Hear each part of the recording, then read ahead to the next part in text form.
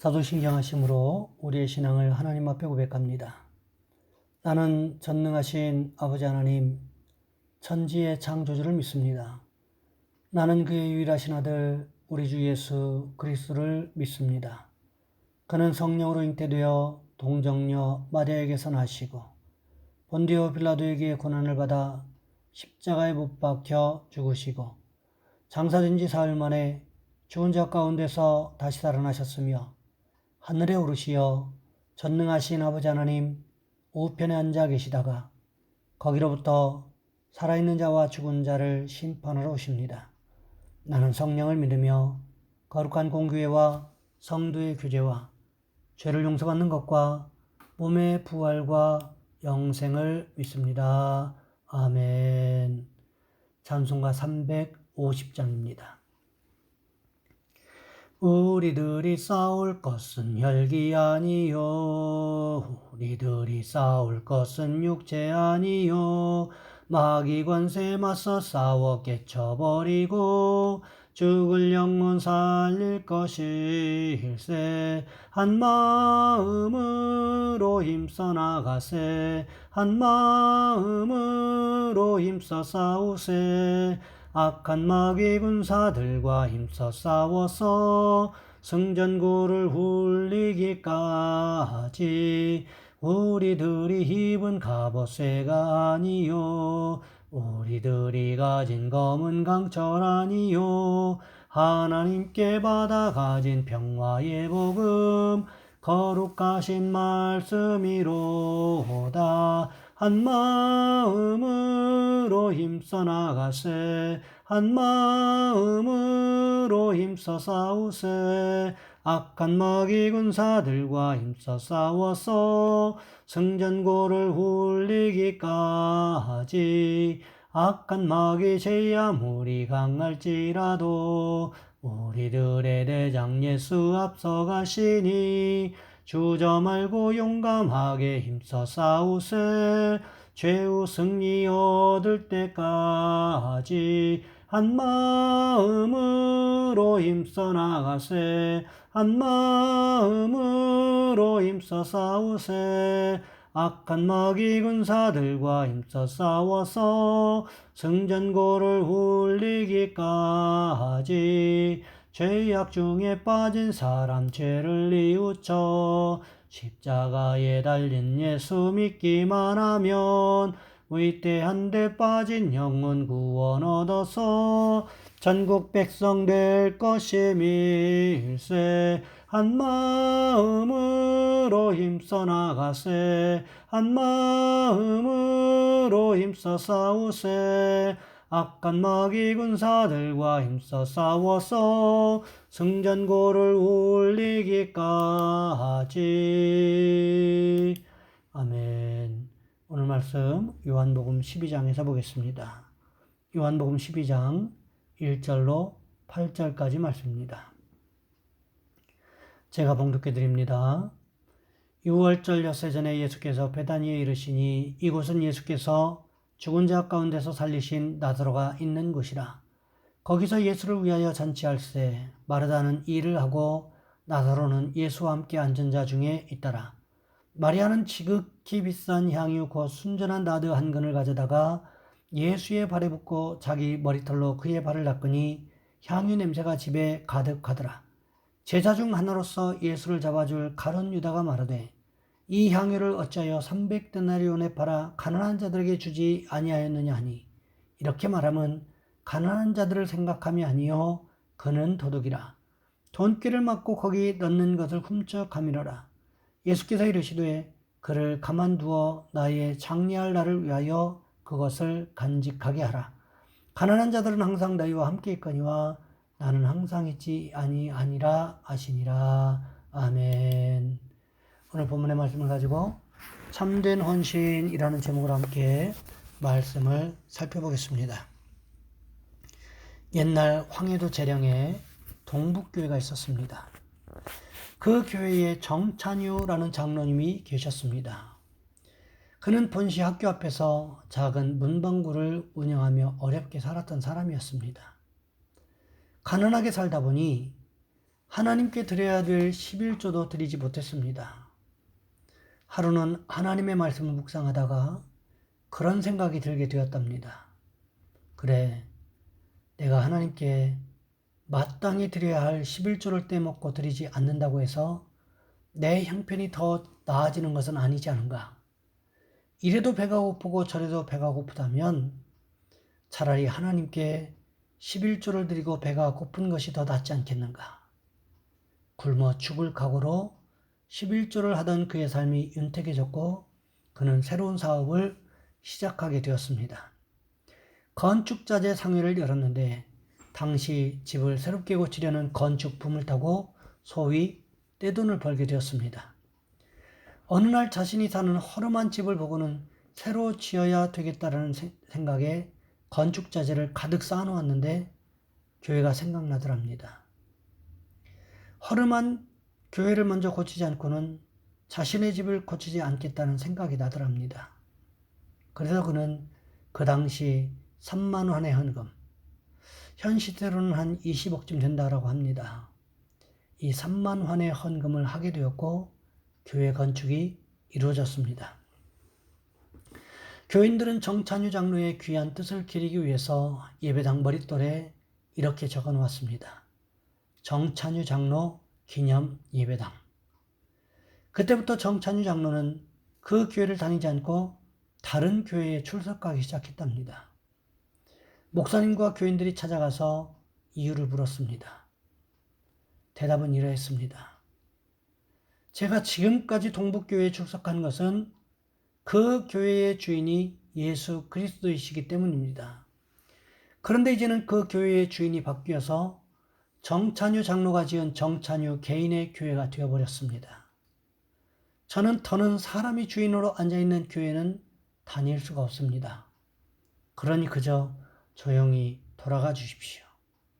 그제서야 그 교회에 새겨져 있던 정찬유 장로 기념 예배당이라는 글씨를 깨끗이 지워버렸다고 합니다. 여러분, 그렇습니다. 주님은 우리에게 먼저 주시지 않고 요구하는 법은 없다는 것을 우리는 기억해야만 한다는 것입니다. 오늘 본문에도 보시기 바랍니다.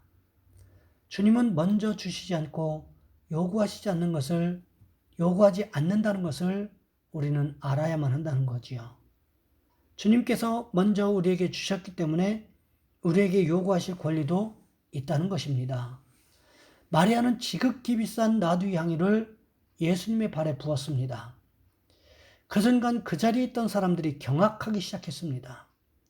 아마도 그 자리에 있던 사람들이 순간 너무 놀라서 아무 소리도 못하고 있었을 것입니다. 그때 가장 경악한 한 사람이 있었습니다. 그가 누구였습니까? 오늘 본문 4절 말씀해 보시면 가룟 유다라고 기록하고 있습니다. 그가 무슨 말을 했습니까? 이 향유를 어찌하여 300데나리온에 팔아 가난한 자들에게 주지 아니하였느냐 하니, 그 자리에 있던 어느 누구 하나 마리아의 헌신을 기뻐하지 않았다는 사실을 아십니까? 마리아의 헌신을 기뻐하기는커녕 오히려 다른 사람을 빙자하여 자신의 욕심을 채우려고 했던 사람들도 있었다는 것을 성경은 기록하고 있다는 것입니다. 오늘날도 마찬가지입니다. 우리가 교회에서 헌신하면 모든 사람들이 다 박수치면서 기뻐할까요? 그랬으면 얼마나 좋겠습니까? 대부분의 많은 교회들에서 많은 사람들이 기뻐하지 않습니다. 무슨 이야기를 할까요? 나도 소시적에, 젊었을 적에 저렇게 헌신했던 적이 있었지, 이렇게 말합니다. 무슨 뜻일까요? 그때는 했는데 지금은 못하고 있다는 거지요. 항상 사람들은 현재를 이야기하지 않고 과거를 이야기하는 경향들이 있습니다. 과거에 내가 어떻게 했는데, 과거에는 어떠했는데 하면서 과거를 아름답게 이야기하는 경향들이 있습니다. 만일 그 사람들에게 타임머신이 주어져서 자신이 아름답게 이야기하고 있는 그 시간으로 돌아가면 어떻게 될까요? 그때로 또다시 과거를 이야기하고 있을 겁니다. 내가 어렸을 적에는 어떠했는데. 여러분, 사람들은 항상 이렇습니다. 항상 과거를 아름답게 생각하고 아름답게 포장하는데 과거가 현재보다 아름다울 수는 없다는 것을 여러분 기억해야 된다는 것입니다. 오늘 본문에도 보시기 바랍니다. 사람들은 마리아가 지극히 비싼 향유를 가져다가 예수님의 발에 부었다는 사실에 경악했습니다.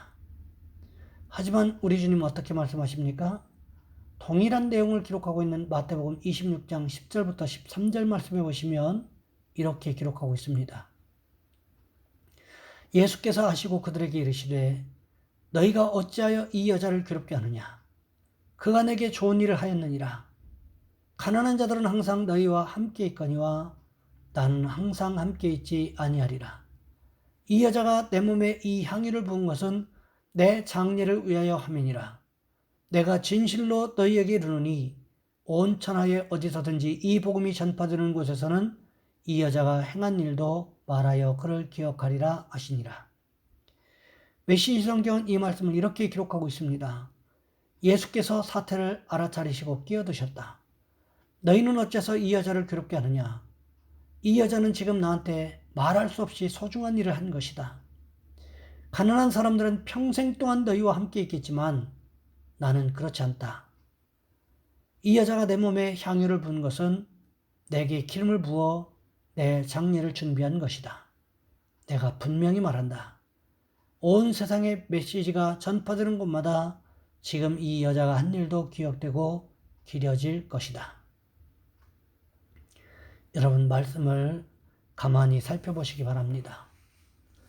메시지가 전파되는 곳, 복음이 전파되는 곳마다 마리아가 행했던 일이 기억되고 기려질 것이라고 말씀하고 계시는데 그 이전에 누가 기억하신 것일까요? 우리 주님께서 마리아의 헌신을 기억하고 계시다는 사실을 우리는 주목해서 보아야만 한다는 것입니다. 가끔씩 보면 자신의 헌신을 자신만이 기억하는 분들이 계십니다. 내가 전에 교회에서 무엇을 해놓았고 누구한테 무엇을 해주었고 누구한테 무엇을 대접했고 자신이 다른 사람에게 받은 것은 도무지 없고 자신이 남에게 해준 것, 자신이 교회에 해놓은 것만을 이야기하는 사람들이 있습니다.